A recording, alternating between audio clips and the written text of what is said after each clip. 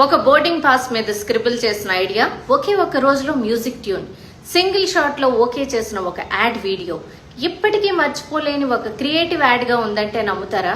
తన favourite cricketer చేసిన winnowing shot తో ఆనందం ఆపుకోలేక ప్రపంచాన్ని మర్చిపోయి క్రికెట్ గ్రౌండ్ లోకి పరుగు పెట్టుకుంటూ వెళ్లిన ఒక అమ్మాయి. మీకు ఈ పాటి గుర్తొచ్చేసి ఉంటుంది. 1994లో టీవీ షోలు చూసిన అందరికీ ఈ యాడ్ నేను చెప్పిన విజువల్ వెంటనే గుర్తొచ్చుంటుంది. అదే క్యాడ్బెరీ యాడ్. అయితే ఈ క్యాడ్బెరీ యాడ్ రూపొందించడం వెనకాతల ఒక స్టోరీ ఉంది. ఆ స్టోరీ ఏంటంటే, క్యాడ్బెరీ అప్పటికి పిల్లలు మాత్రమే తినే చాక్లెట్. కానీ పెద్దవాళ్లు కూడా దీనిని తినేటట్లు చేయాలంటే చాలా ఎమోషనల్ క్యాంపెయిన్ తయారు చేయాలి. సో సంస్థ ఏమో ఈ ఆగ్లివీ అనే యాడ్ ఏజెన్సీ అప్పటికి క్యాడ్బెరీ వాళ్ళకి యాడ్ క్యాంపెయిన్స్ చేస్తోంది, ఇన్స్ట్రక్షన్స్ ఇచ్చింది. వెంటనే ఆ సంస్థలో పనిచేస్తున్న పీయూష్ పాండేకి కాల్ వెళ్ళింది. ఆయన అప్పటికి అమెరికాలో ఉన్నారు, దివాళీ హాలిడేస్ లో. వెంటనే ఆయన ఇప్పుడు గనక దాన్ని సరిగ్గా చేయకపోతే వాళ్ళకి అకౌంట్ పోయే ఛాన్సెస్ ఉన్నాయి.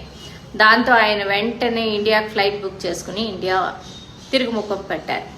అప్పుడు ఆయనకు ఒక ఐడియా వచ్చింది. ఆ ఐడియాని బోర్డింగ్ పాస్ మీద స్క్రిబుల్ చేసుకున్నారు. జాజ్ మ్యూజిషియన్ లూయి బ్యాంక్స్ తో మ్యూజిక్ కంపోజ్ చేయించారు. 15 నిమిషాల్లో మ్యూజిక్ ట్యూన్ చేసి ఇచ్చారు. గేరీ లాయిడ్ ఇంగ్లీష్ వర్షన్ పాడారు ఒక్క రోజులో. కానీ వెంటనే పీయూష్ పాండేకి అర్థమైంది ఇది ఇండియన్ ఎమోషన్స్ కి టచ్ అవ్వదు అని. వెంటనే శంకర్ మహాదేవన్ ని అప్రోచ్ అయ్యారు. ఆయన గాత్రంతో మ్యాజిక్ తోడైంది. సంగీతం రెడీ, కాన్సెప్ట్ సిద్ధం. మోడల్ ఎవరు అనుకున్నారు. Glamorous models వద్దనుకున్నారు. షిమోనా రాశి అనే అమ్మాయిని తీసుకున్నారు. మహేష్ మత్తై డైరెక్ట్ చేశారు. ముంబైలో బ్రబోన్ స్టేడియంలో షూట్ చేశారు. ఒకే ఒక్క షాట్. ఆ అమ్మాయి డాన్సర్ కాదు, ఏమీ కాదు, పరుగు పెట్టుకుంటూ నిజంగా వెళ్ళింది.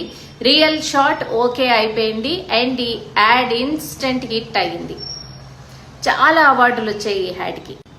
అడ్వర్టైజింగ్ క్లబ్ బాంబే అబీ అవార్డ్స్ లో క్యాంపెయిన్ ఆఫ్ ది సెంచురీ అన్నారు. నిజమైన విజయం ఈ యాడ్ ని ఇండియనైజ్ చేయడంలోనే ఉంది. 2020లో ఒక విమెన్ క్రికెటర్ కి స్వాప్ చేశారు. కానీ ఒకే ఒక్క కండిషన్ తో, మ్యూజిక్ మాత్రం మార్చొద్దు అని. ఇవాళకి ఈ యాడ్ మన మనస్సులో ఉండిపోయింది, నిలిచిపోతుంది. అదే పీయూష్ పాండే స్పెషాలిటీ.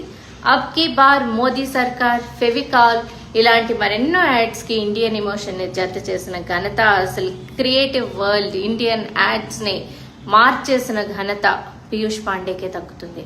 ఆయన ఇవాళ తుది శ్వాస విడిచారు.